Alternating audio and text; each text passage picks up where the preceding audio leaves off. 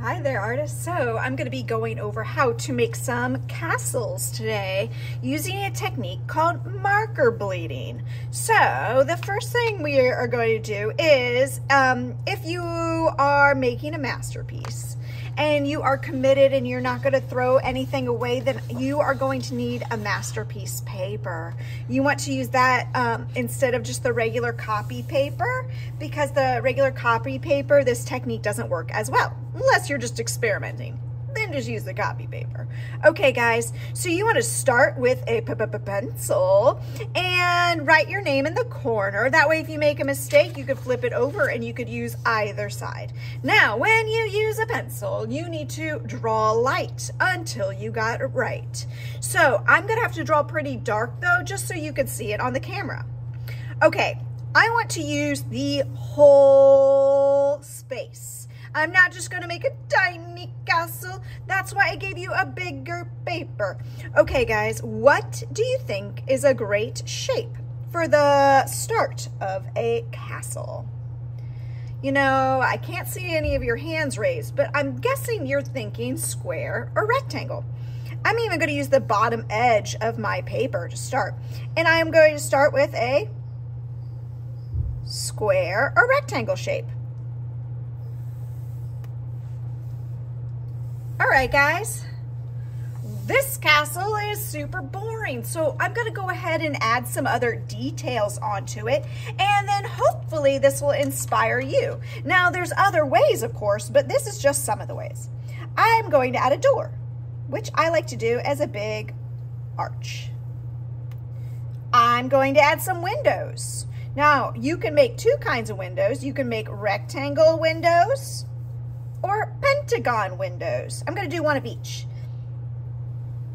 Here's a long rectangle window or a pentagon. A pentagon has an arrow up, and the rest of it is just like a regular rectangle. Okay, so how about those little boxes that are up here? There's a square, space, square, space, square, space. Do you see how I'm using my finger to add the space just so I can measure it-ish?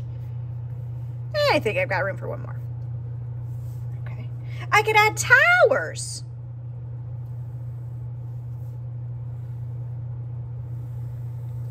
On my tower, I could make the square shapes.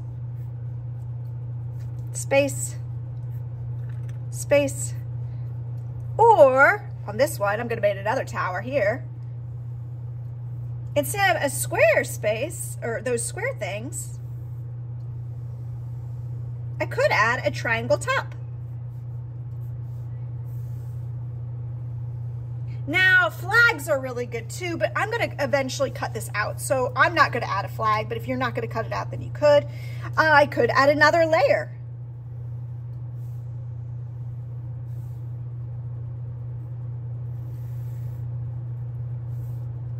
I could add more windows.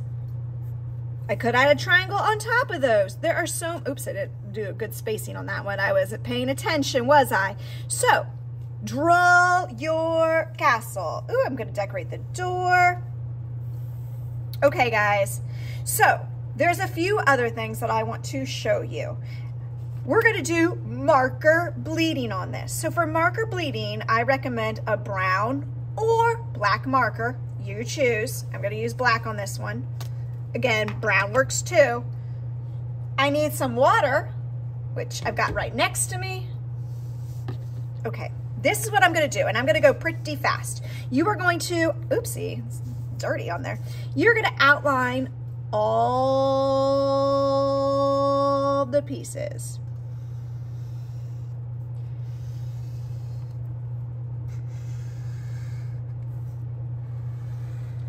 I'm using the chisel tip. The chisel tip is the fatter side of the marker, so I can get a fatter line. Thank you for your patience. I hope you're getting some of your own ideas for your castle.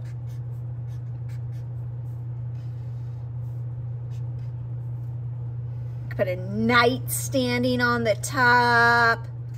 Okay. So there's something else I want to show you though. Because we need to add stones. Castles are made out of stones. Like bricks almost, but stones. So I'm going to add those. Now this is an advanced move, so watch me please. I'm going to make horizontal lines all the way down. And then instead of making a line straight down, I'm going to not put them in the same spot. Do you see how I'm not putting a straight line down? I'm kind of moving those straight lines. That is a cheater way to make bricks. Now, I'm even a more advanced move is to make those horizontal lines smile lines. This is how to make your tower look round. This one looks flat.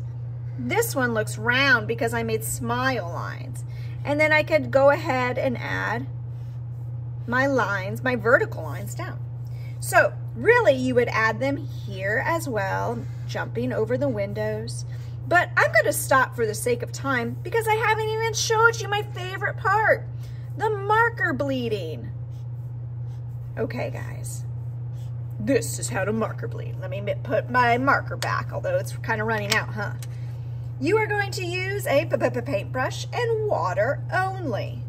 And what I'm going to do is with my wet paintbrush that I've dipped in the water, I'm going to drag it back and forth gently on my castle, but not going crazy, all right? I'm not going to squish all around because then it can make it messy. I'm tracing the marker lines first and then fill the space in.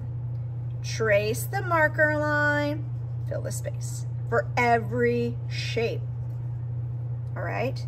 Trace the marker line, fill it in. Trace the marker line, fill it in. All right, guys, so hopefully you can see that it's turning grayish because of the marker bleeding. This is a really fun technique, so I hope that you try this today. And we'll have to add a really cool, we'll have to add a really cool background. All right, everybody, happy arting.